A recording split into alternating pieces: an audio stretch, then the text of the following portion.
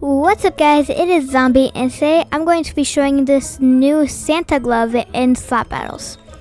So I'll be showing you how to get it as well, and it's actually the first event to have a portal in the lobby for it, which is pretty cool. So you have 3 abilities here and you can double jump to swap through them. You have Bob Plushie, Milk, and Snow Peep right here. And Snow Peep is by far my favorite. He's so cute. But when you throw Snow Peep, he kind of clings onto your target. And you can stack up to 3 of them. And it slows your opponent each Snow Peep they have on them. So as you can see, he gets faster the less Snow Peeps he has on him. And you can also throw these on the floor. And then if they land next to an opponent and explode, then it does knock back. Now you can do this, like you can slow them and then knock back them, and the knockback is pretty good actually. Now for the Bob plush. The Bob plush is pretty good. It's a knockback when you throw it at him, but I think the Snow Peep knockback is actually more than the Bob plush. So let's see this. If he does that, then he gets launched all the way to over here. Let's see with this plush.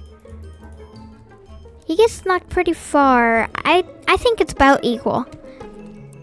Okay, now it's for the Milk. So this one will basically stun your enemy.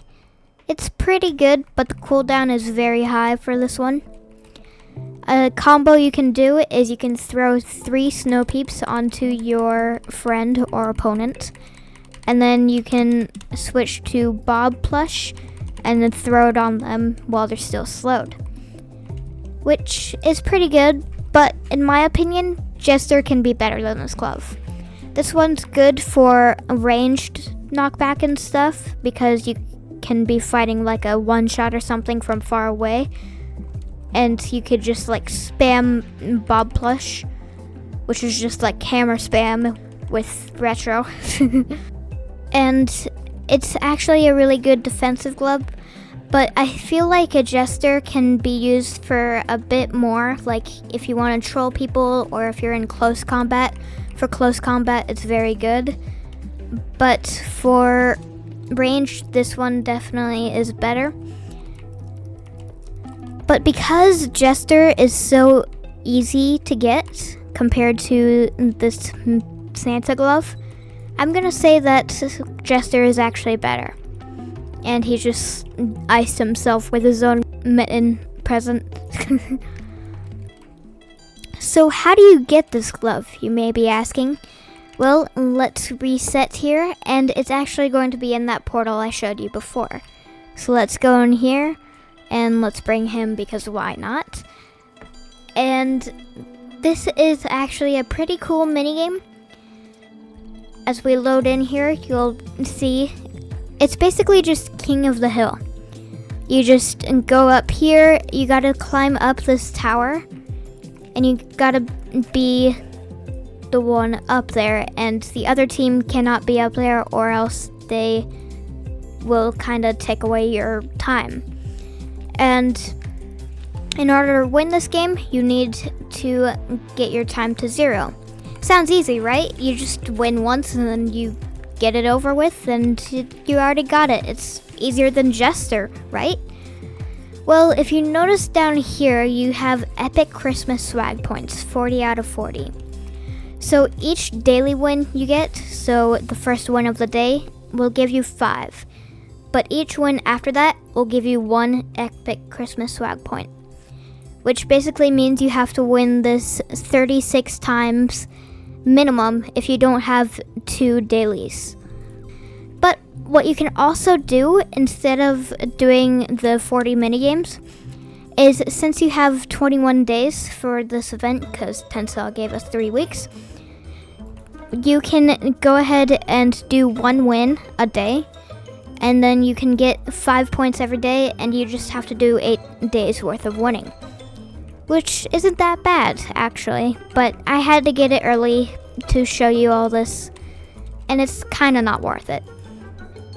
I did the math, and if each game takes 8 minutes, which is a pretty short amount of time for a game, you'll be doing this for about 5 hours, which isn't that bad compared to Bob, but still, it's really bad for a glove like Santa, which is basically just a jester but ranged. You can also find a server that's really chill, which is what I did, and I got about 20 points using this strategy. You can find a small server, and you can convince them to be chill and take turns during wins.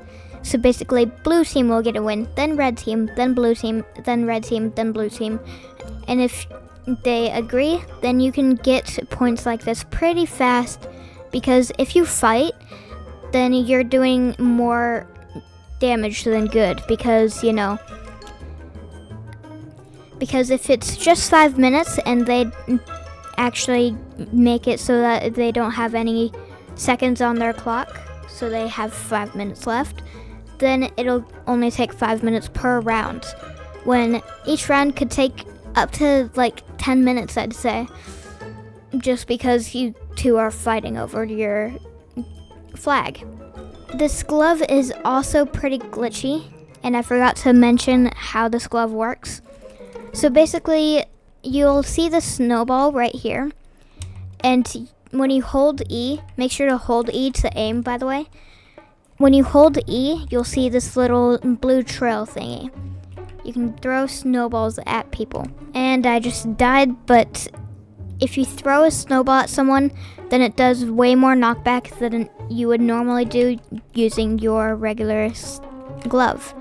And this glove is really glitchy. Like, I'm pretty sure this is the most glitchy thing that Slappaddles has ever come out with. So if you use this, then it kind of goes through the floor.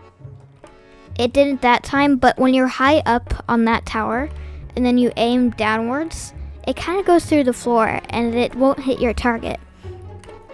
And even if it does hit the floor, then your snowball won't reach, because the hitbox is so small, I swear it's like a little pixel.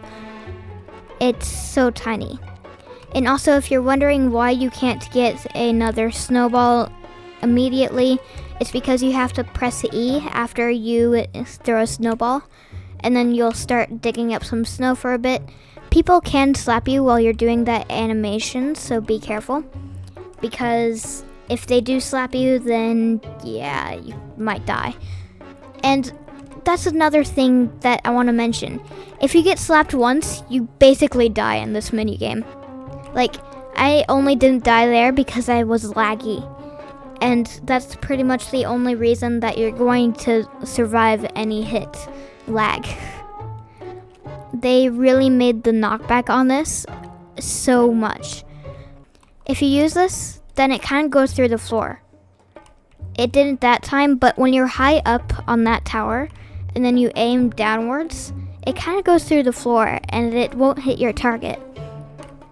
And even if it does hit the floor, then your snowball won't reach, because the hitbox is so small, I swear it's like a little pixel.